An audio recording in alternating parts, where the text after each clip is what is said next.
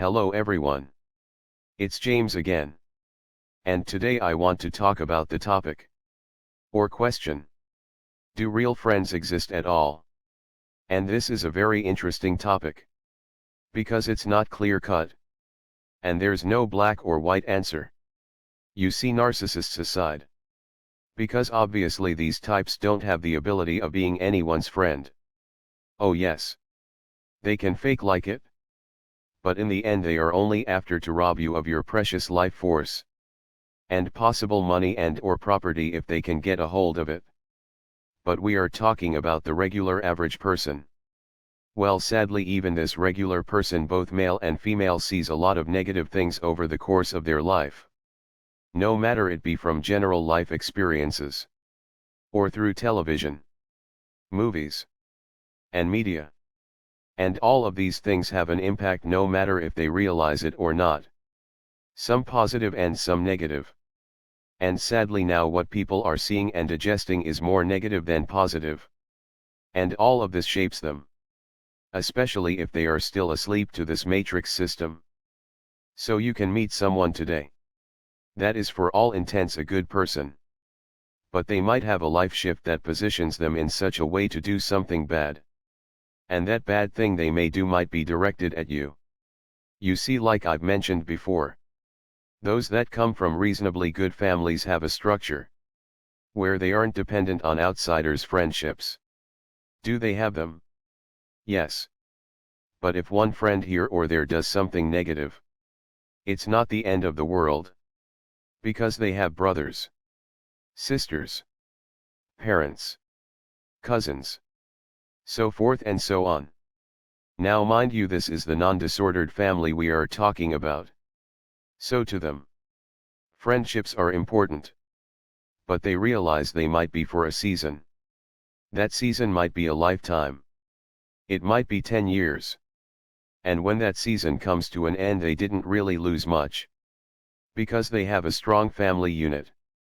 But they might have gained new wisdom and personal insight in regards to dealing with that particular friend that is no longer in their life. But for the person that grew up in a narcissistically abusive family, friendships are seen a lot differently. It's so common for such a person to see a new friend just like a family member when that friend might not see them the same way. And when the season is over for that friendship, the one that was dependent on that friendship is devastated. Just like losing a family member. The problem is this person doesn't have the same understanding about friendships like the person that grew up in a healthy home does. And that's the world is a crazy place. And sadly a person's circumstances and life problems can shape them in a way that we no longer recognize them nor our friendship with this person. Narcissism aside. You see, we all have good points about us and bad points. We've all done bad. All of us. And sadly these bad things can cause a relationship or friendship fallout. Now after talking with this person, depending on how bad the fallout is. If you can tell things are going nowhere and you must go your own way. Great. But no, some people have a better way of coping with such a situation than others. And truthfully the best way most people have of coping with such a problem is they have fun with their family. While the person that has no family sits home in pain. And it's this pain that makes people think that friendships aren't real. I will say this. Friendships that last a lifetime are rare. They are. Just like the Bible speaks about finding a good woman is like as rare as a ruby. Finding a friendship that lasts a lifetime is really rare. And it's rare because of our predatory society. We are taught that we must get over on one another to make it. Also jealousy. Which is heavily, and I mean heavily, talked about in the Bible. It was so bad that God's number one angel turned against him. It was so bad that a group of brothers sold their high-favored brother into a life of slavery. It's destroyed nations and people's lives over time.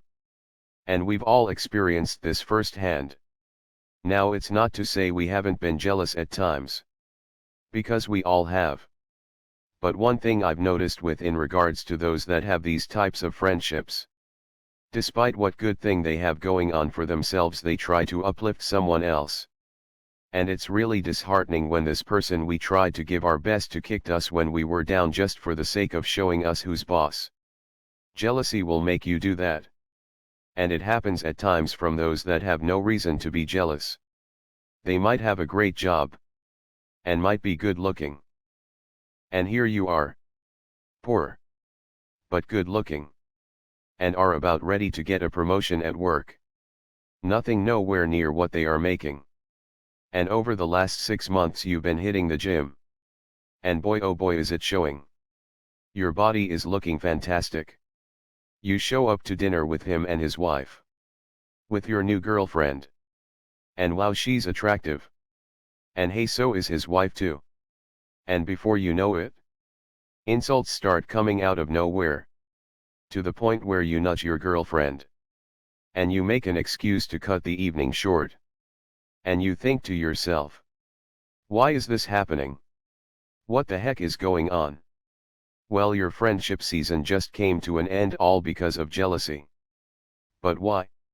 He's rich. And has a good-looking wife. And he's good-looking too. I'm just getting a promotion at work. And I did some hard work in the gym and was blessed to find a good-looking woman to date. What's the problem? Well, sometimes in this predatory world some people have to be on the top or not at all. And jealousy of another person's rise can make them ruin a friendship. And I will tell you, continuing to hang out with such a person, even if you've been friends for years, you will more than likely get worse treatment. Hot and cold. Much like the narcissist, even if they aren't one. But you must understand, friendships do exist. But they are rare. The real long-lasting ones anyways. And jealousy can ruin a friendship faster than anything you've ever dreamed of. It has since the beginning of time. The key is to understand such things.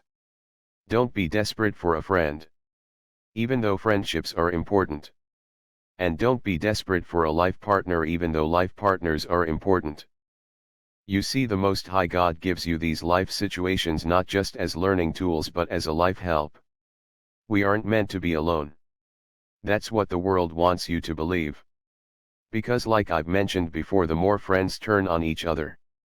And relationships go down the drain. The more you are out there making the rulers of the world rich. And you poor and into an early grave. Not fulfilling your goals and dreams. So don't be afraid to have friends.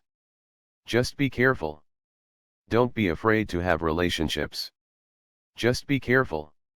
Have boundaries and firm lines that aren't to be crossed. And when they are crossed, move to the next life journey the Most High God has set up for you. And eventually, if it is His will, you will have one friend for a lifetime. Or a man or woman now in your life that is awoke and will be your partner for life. But if you get stuck in pain over a friend disappointing you, which I completely understand, it's easy to get stuck there. I've been there several times myself. But if you get stuck in this space, you waste years. And I do mean years. So don't let this happen to you. Understand, if a friendship has come to an end because boundaries were crossed or abused, it's time to move on to the next phase of your life. With that being said, I will be talking about heartbreak soon.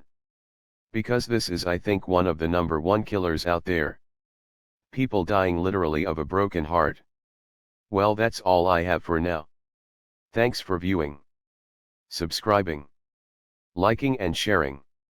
Let's keep on marching to that goal of 200,000 subscribers. Because there are a lot of people out there that need this information right now, that are suffering and in pain. So let's keep on praying for wisdom. Let's keep praying for strength. And let's keep praying for courage. And until next time, bye for now. And be good to yourself.